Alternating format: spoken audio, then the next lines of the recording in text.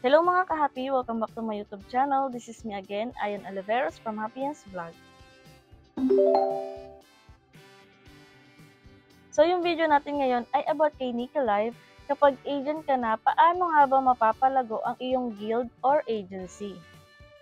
Kapag agent ka na po dito sa Nika Live application, ay nangangahulugan na magkakaroon ka ng iyong guild or sariling agency. Bilang isang agent, ang main goal po dito ay palaguin mo yung iyong agency para ikaw ay kumita. Gayunpaman, para sa mga baguhang agent, mayroon pa rin pong hindi nakakaalam kung paano nga ba nila mapapalago or mag-grow yung kanilang agency. Kaya ngayon, ito yung pag-uusapan natin dito sa video na ito kung paano mapalago yung iyong agency at kung paano ka kumita dito. Una ay mag-imbita ka ng mga kakilala mo or mga kaibigan mo na interesadong maging streamer o interesado sa mga ganitong platform. Isa ito sa epektibong paraan para mapalago or mapalawak ang iyong agency. Siguro naman ay may mga kakilala ka rin dyan na gustong kumita ng pera sa pamamagitan ng pagla-live streaming. Bilang isang agent, kapag may invite ka, ay kailangan mo rin po silang gabayan. Kailangan mo rin silang turuang tapusin or gawin yung mga task. Kailangan mo rin silang turuan kung paano kumita at turuan mong sundin ang panuntunan o rules ng application or ng platform. Kapag kasi mga biiningatan mo at ginaid mo yung iyong mga na-invite, kailangan kasi mula umpisa turuan mo sila para hindi sila nangangapa. Bilang agent ka nila is ikaw yung gabay nila sa pagsisimula dito sa Nika Live application. So, hindi pwedeng in-invite mo lang sila para magkaroon ka ng host sa iyong agency. Kailangan tuturuan mo sila, tutulungan mo sila. Kaya bago ka maging agent, dapat alam mo na rin kung ano yung pasikot-sikot sa mga ganitong application. Kaya dapat ready ka na magturo rin at mag-guide din sa mga i-invite mong host. Sa ganitong paraan ay magiging mahusay ang performance ng mga streamer na na-invite mo at kikita sila ng mas malaki. So, magbe-benefit naman po yun sa inyong guild as a whole.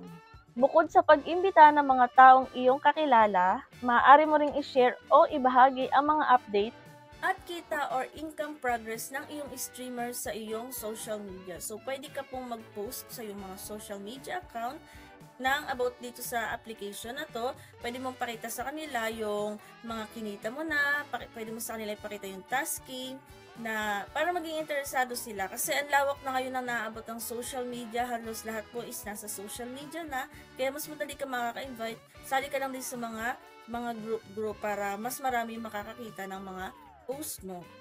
Isa rin ito sa mabisang paraan para mas makahikayat ka ng mga pwede mong maging host. Dahil kapag nakita ng iba na kumikita ka, ay maniniwala rin sila na kaya rin nilang gawin ito sa Nika Live. Basta pag may invite na po kayo is i-guide nyo. At para lumago pa ang iyong agency ay huwag lang po tayo mag-focus sa pag-invite ng ating sariling host or mga member. Maaari din po kayo mag-invite ng mga sub-agents.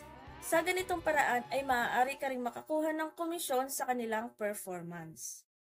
So, it's another great way to increase your income. Kailangan i-guide mo rin yung mga sub-agents mo.